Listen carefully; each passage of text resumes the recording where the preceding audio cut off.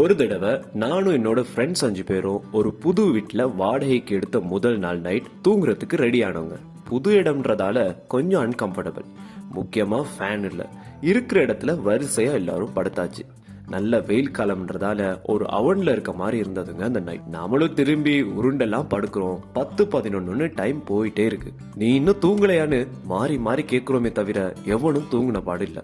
ஆக்சுவலா அன்னைக்கு தூக்கம் வரலங்க. ஒரு மாதிரி நம்ம 6 பேர்ல 2 பேர் தூங்கிட்டாங்க. அப்போதாங்க ஆரம்பிச்சது அந்த நரக வேதனை. காதோரமா ஆரம்பிச்ச நுளம்பு சத்தம் மொத்த தூக்கத்தையும் உறிஞ்சி எடுத்துருச்சு. ஒன்னா ரெண்டா எத்தனை நுளம்புங்க அடிக்கிறது. கை கால் எல்லாம் தட்டி தட்டி அன்னைக்கு ஒரு மினி கச்சேரி மாதிரியே இருந்துச்சுங்க.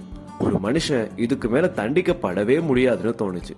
ஏதோ ஒரு தைரியத்துல பாய் எடுத்து மொட்டை மாடி போயிட்டு 10 நிமிஷத்துல திரும்ப பழைய இடம் வந்தாச்சு. ஏன்னா மேலதாங்க நுளம்போட ஊரே இருந்திருக்கு. கிட்டத்தட்ட நம்ம வெறுத்தே போயிட்டோம். ஒரு பக்கம் சூடு, இன்னொரு பக்கம் நுளம்புன்னு போராட்டம் போயிட்டே இருந்துச்சு. ஆல்மோஸ்ட் விடிஞ்சிருச்சு. ஏங்க எவ்வளவுதான் கவர் பண்ணாலும் பெட்ஷீட் உள்ள வந்து கடிக்கிற நுளம்பு ஒரு கொடுமைங்க. கடைசியா ஆளுக்கு ஒரு நுளம்பு தெரிய கொளுத்தி தலைக்கு பக்கத்துல வச்சுட்டு லாஸ்ட் 2 மணி நேரம் தூங்கணும். அந்த தூக்கத்துக்கு ரீசனே விடிய விடிய பண்ண யுத்தத்தால வந்த டயர்டு தாங்க. விடிஞ்சதுக்கு அப்புறம் பார்த்தா உடம்பு முழுக்க அங்கங்க போர்க்களம் போனது போல ரத்தம். ஆனா நாம எழுந்த பிறகும் என்ன நடக்குதுன்னே தெரியாம அதுக்கப்புறமும் தூங்கிட்டு இருந்த அந்த 2 பேரை மன்னிக்கவே முடியாதுங்க.